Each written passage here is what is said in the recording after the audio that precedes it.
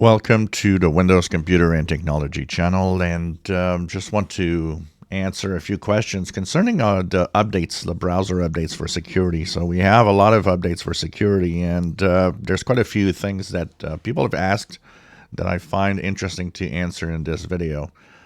In the past week, we've had, since the beginning of the year and even last year, there were quite a lot of Google Chrome updates with very high severity security flaws. And of course, that brings a lot of questions for some people.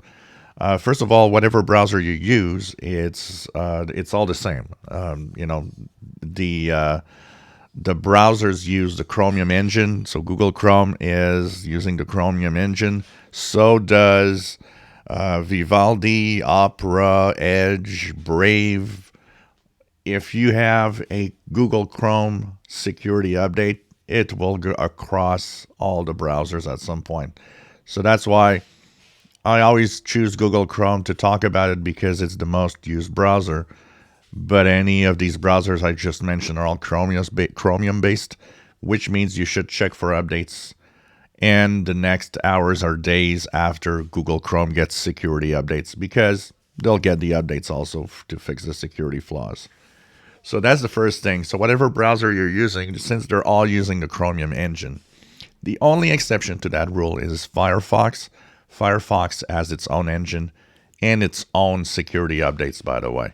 So it also gets security updates. It also has security flaws. This is common to everything. It's not a Google thing. It's not, because, there's a lot of comments of, that's how Google makes a browser insecure. And it's not a Google thing. It's a programming language thing. There are more people today than ever that simply are looking at the code and trying to find security flaws to make money, because they all have bug bounty programs. They all offer money in exchange for you find a security flaw.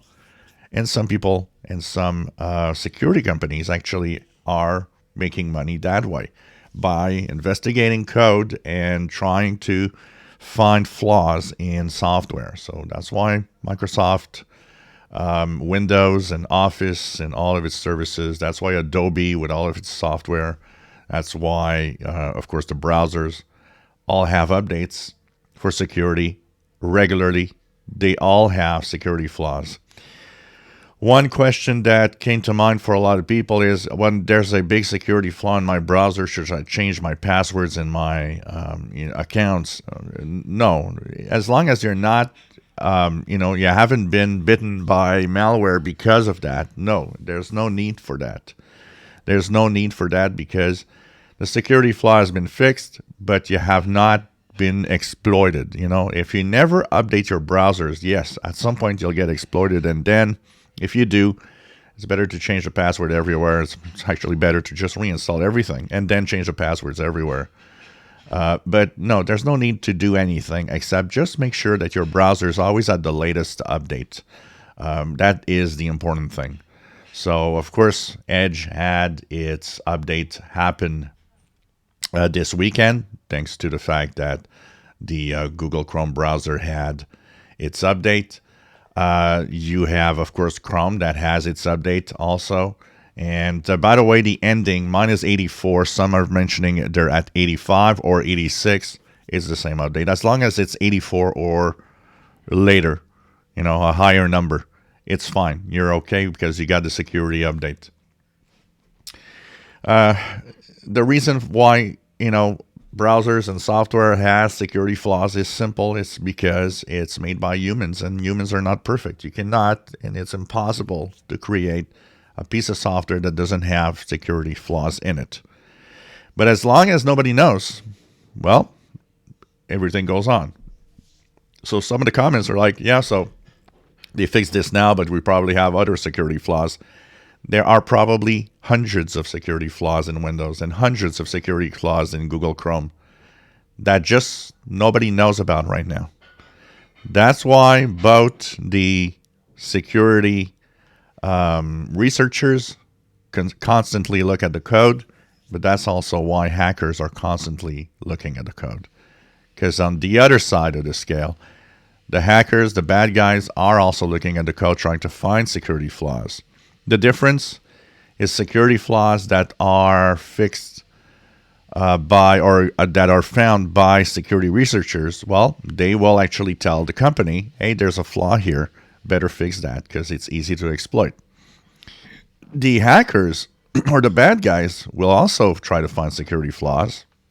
And sometimes they do without nobody knowing about it. And they won't brag about it. Why? Because as long as nobody knows that they have that security flaw, they can actually use that exploit to, of course, infect a machine, send ransomware, and so on, because they make money off of that. So, it's a cat and mouse thing where everybody's trying to find and get to the security flaws first.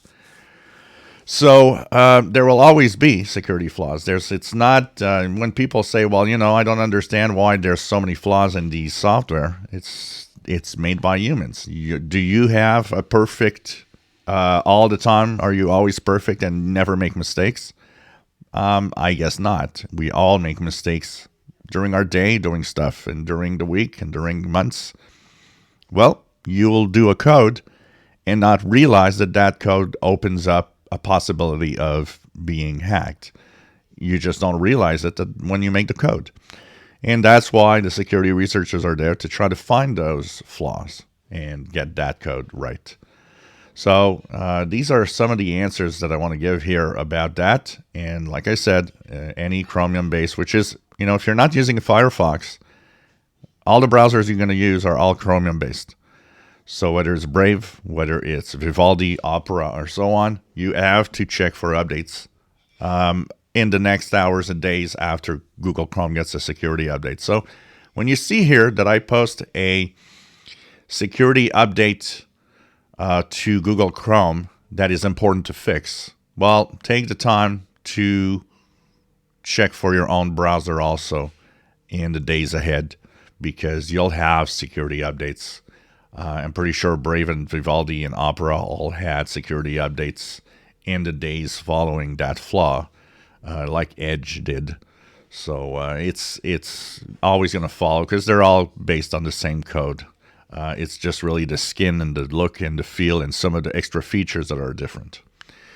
If you enjoy my videos, please subscribe, give us thumbs up. Thank you for watching.